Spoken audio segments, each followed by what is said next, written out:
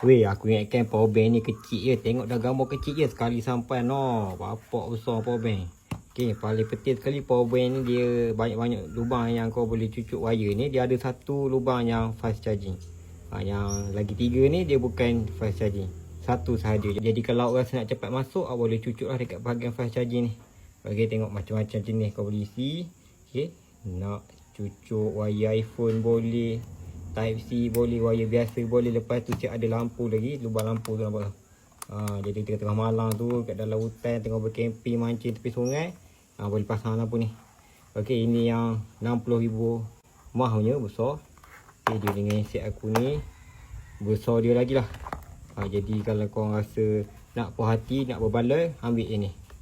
Ambil lah brand yang aku tengah pakai lah untuk mancing kat kolam ke, sungai ke, bercamping, hutan ke. Okey, jadi dapat kan untuk power bank ni.